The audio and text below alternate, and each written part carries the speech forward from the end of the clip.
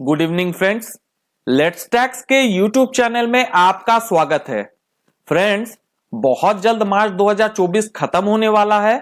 उसके बाद हमें अपने फाइनेंशियल ईयर 2023-24 यानी कि असेसमेंट ईयर 2024-25 की इनकम टैक्स रिटर्न फाइल करनी है। ऐसे में यह सवाल निकल कर आता है कि सीनियर सिटीजन्स को कौन सा रिजाइम चूज करना है, ओल्ड या फिर न्यू। तो आज के इस वीडियो में हम बात करेंगे कि old regime and new regime में क्या फर्क है, दोनों रिजाइम्स के टैक्स स्लैब्स क्या है और जानेंगे दोनों रिजाइम्स में कौन से डिडक्शंस अवेलेबल है। साथ ही कुछ इलस्ट्रेशंस भी देखेंगे टैक्स लायबिलिटी को लेकर कि कौन सा रिजाइम ज्यादा बेहतर है आपके केस में। तो फ्रेंड्स, 1 अप्रैल 2020 के दिन गवर्नमेंट ऑफ इंडिया ने इंप्लीमेंट किया था एक न्यू ऑप्शनल टैक्स रिजाइम, जिसमें इंडिविजुअल एंड एचयूएफ जिनके डिडक्शंस एंड एग्जम्पशंस नहीं हैं, उनको लोअर टैक्स रेट की सुविधा दी गई थी इस रिजाइम के माध्यम से। जब आप अपनी फाइनेंशियल ईयर 2023-24 की रिटर्न फाइल करेंगे, तब new tax regime default regime होगी, यानी कि पहले से न्यू टैक्स रिजाइम सेलेक्टेड होगी। अगर आपको ओल्ड टैक्स रिजाइम में जाना है तो फिर न्यू टैक्स रिजाइम के ऑप्शन को नो करना होगा। जैसे कि ओल्ड टैक्स रिजाइम में 3 टाइप्स के इनकम टैक्स स्लैब्स दिए गए थे, normal tax payers below 60 years, senior citizens के लिए एंड सुपर सीनियर सिटीजन्स के लिए। पर वहीं न्यू टैक्स रिजाइम में एक ही रेट्स दिए गए हैं जो सबके लिए एप्लीकेबल है। तो अगर ओल्ड टैक्स रिजाइम की बात करें तो 3 लाख से 5 लाख तक 5% सीनियर सिटीजन्स के लिए, वहीं सुपर सीनियर सिटीजन्स पर कोई टैक्स नहीं है। 5 लाख से 10 लाख तक 20% का टैक्स रेट दोनों कैटेगरी में एंड 10 लाख से ऊपर 30% का टैक्स रेट दोनों कैटेगरी में। अगर 87A की रिबेट की बात करें तो अगर आपकी नेट टोटल इनकम 5 लाख तक है तो फिर आपको कोई टैक्स अदा नहीं करना पड़ेगा। वहीं अगर न्यू टैक्स रिजाइम की बात करें तो 3 लाख तक कोई टैक्स नहीं, 3 लाख से 6 लाख तक 5%, 6 लाख से 9 लाख तक 10%, 9 लाख से 12 लाख तक 15%, 12 लाख से 15 लाख तक 20% एंड अबव 15 लाख 30%। वहीं 87A की रिबेट की बात करें तो अगर आपकी नेट टोटल इनकम 7 लाख तक की है तो फिर आपको कोई टैक्स नहीं देना होगा। अगर बात करें डिडक्शंस की तो जैसे कि 80C से लेकर 80U तक डिडक्शंस अवेलेबल है ओल्ड टैक्स रिजाइम में। वहीं अगर न्यू टैक्स रिजाइम की बात करें तो सिर्फ 80CCD2 सबसेक्शन 2 यानी कि employer contribution to the employee NPS available है। बाकी कोई भी डिडक्शंस न्यू टैक्स रिजाइम में अवेलेबल नहीं है। वहीं अगर एग्जम्पशन की बात करें तो जैसे कि ओल्ड टैक्स रिजाइम में बहुत सारे एग्जम्पशंस मौजूद थे, जैसे कि house rent allowance, leave travel allowance etcetera. मगर न्यू टैक्स रिजाइम में कुछ ही एग्जम्पशंस अलाउड है, जैसे कि standard deduction of ₹50,000, perquisite for official purpose, exemption on voluntary retirement under section 10 subsection 10C, exemption on gratuity under section 10 subsection 10, exemption on leave encashment under section 10 subsection 10AA, daily allowance, convince allowance. तो अगर इसको brief में कहा जाए तो new tax regime में salary वालों को 50,000 का स्टैंडर्ड डिडक्शन दिया गया है। अगर बात करें interest on home loan for self occupied property की तो जैसे ओल्ड टैक्स रिजाइम में 2 लाख रुपए तक की छूट आपको सेक्शन 24 में दी गई थी सेल्फ ऑक्युपाइड प्रॉपर्टी के होम लोन इंटरेस्ट पर, न्यू टैक्स रिजाइम में यह बेनिफिट नहीं दी गई है। हाँ, अगर आप लेट आउट प्रॉपर्टी यानी कि वो प्रॉपर्टी जो आपने भाड़े में रखी है, अगर उसके लिए होम लोन लेते हैं तो फिर आपको इंटरेस्ट का बेनिफिट सेक्शन 24B में मिलेगा। मगर खुद के रहने वाले घर पर कोई भी तरह का बेनिफिट न्यू टैक्स रिजाइम में नहीं दिया गया है। तो अब आपके मन में भी यह सवाल आ रहा होगा कि कौन सा टैक्स रिजाइम बेहतर है। तो इसका जवाब अगर आप मुझसे पूछे तो आंसर होगा डिपेंडिंग ऑन योर केस, यानी कि डिपेंड करेगा असेसी की इनकम एंड डिडक्शंस पर। तो इसको समझने के लिए हम 3 एग्जांपल्स देखते हैं, जिससे आपको यह क्लियर हो जाएगा कि कौन सा ऑप्शन बेटर है।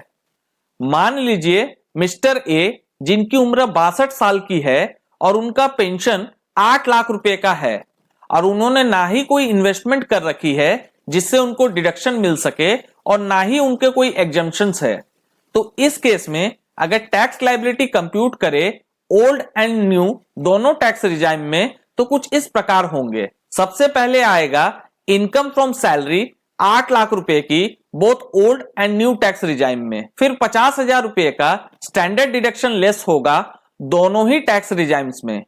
तो मिस्टर ए के नेट इनकम दोनों ही टैक्स रिजाइम में निकल कर आती है 7,50,000 रुपए की। अगर टैक्स लायबिलिटी की बात करें तो ओल्ड टैक्स रिजाइम में 0 से 3 लाख तक कोई टैक्स नहीं, 3 लाख 1 रुपए से 5 लाख तक 5% यानी कि 10,000 रुपये, और फिर 5 लाख 1 रुपए से लेकर 7 लाख तक 20% यानी कि 50,000 रुपये।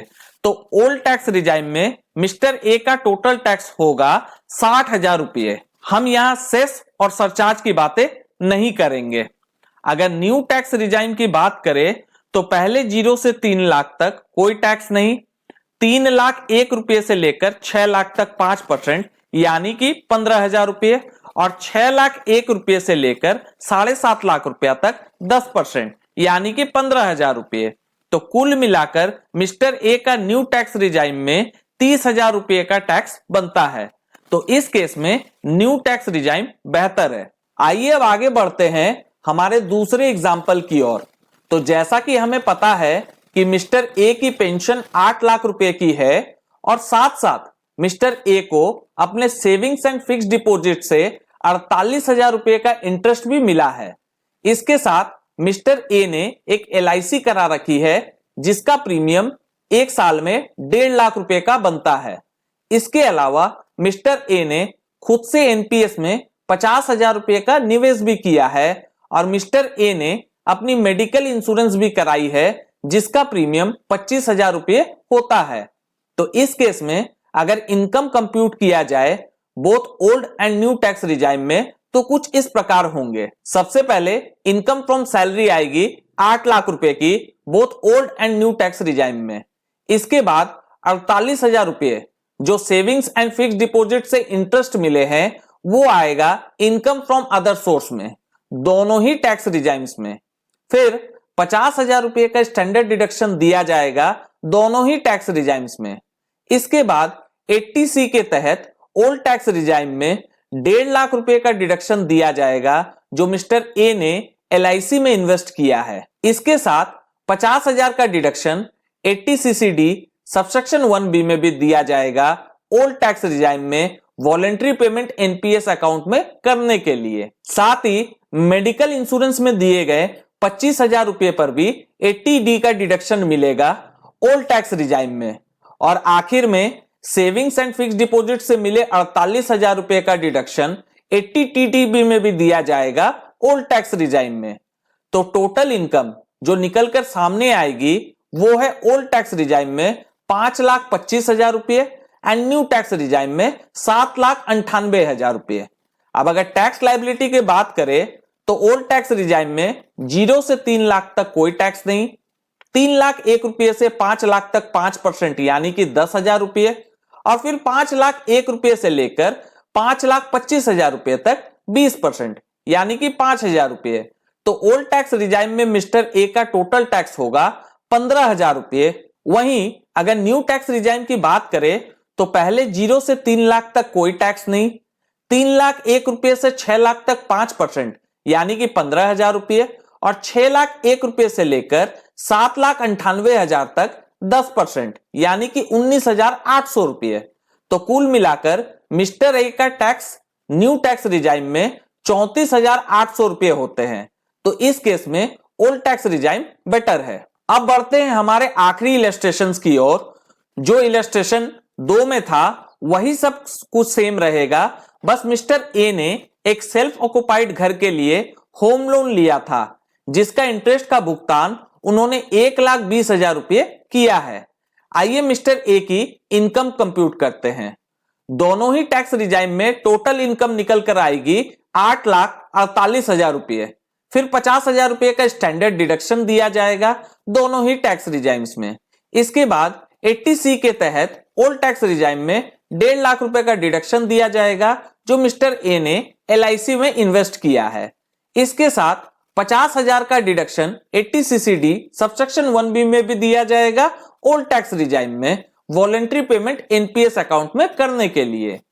इसके साथ ओल्ड रिजाइम में सेक्शन 24B में 1,20,000 रुपए का बेनिफिट दिया जाएगा जो उन्होंने सेल्फ ऑक्युपाइड प्रॉपर्टी पर होम लोन का इंटरेस्ट पेमेंट किया है। साथ ही मेडिकल इंश्योरेंस में दिए गए 25,000 रुपए पर भी 80D का डिडक्शन मिलेगा ओल्ड टैक्स रिजाइम में। और आखिर में savings and fix deposit account से मिले 48,000 रुपए का इंटरेस्ट का डिडक्शन 80 TTB में दिया जाएगा ओल्ड टैक्स रिजाइम में। तो टोटल इनकम जो निकलकर सामने आएगी वो है ओल्ड टैक्स रिजाइम में 4,05,000 रुपए एंड न्यू टैक्स रिजाइम में 7,98,000 रुपए। अब अगर टैक्स लायबिलिटी की बात करें तो ओल्ड टैक्स रिजाइम में 0 से 3 लाख तक कोई टैक्स नहीं, 3,01,000 रुपए से लेकर 4,05,000 रुपए तक 5%, यानी कि 5,250 रुपए। क्योंकि मिस्टर ए की नेट टोटल इनकम 5 लाख से कम की है तो उन्हें सेक्शन 87A में 5,250 रुपए का रिबेट दिया जाएगा, जिससे मिस्टर ए की total tax liability old tax regime में 0 हो जाएगी। वहीं अगर न्यू टैक्स रिजाइम की बात करें तो पहले 0 से 3 लाख तक कोई टैक्स नहीं, 3,01,000 रुपए से लेकर 6 लाख तक 5%, यानी कि 15,000 रुपए, और 6,01,000 रुपए से लेकर 7,98,000 तक 10%, यानी कि 19,800 रुपए। तो कुल मिलाकर मिस्टर ए का टैक्स न्यू टैक्स रिजाइम में 34,800 रुपए बनते हैं। तो इस केस में ओल्ड टैक्स रिजाइम बेहतर है। तो फ्रेंड्स, ओल्ड टैक्स रिजाइम हो या फिर न्यू टैक्स रिजाइम, बेटर को डिसाइड करने के लिए आपको अपने डेटा को चेक करना होगा, तभी आप बता सकते हो कौन सा बेहतर है। तो आशा करते हैं old and new tax regime से जुड़ी जानकारी आप लोगों को पसंद आई होगी। मिलते हैं नेक्स्ट वीडियो में। जय हिंद।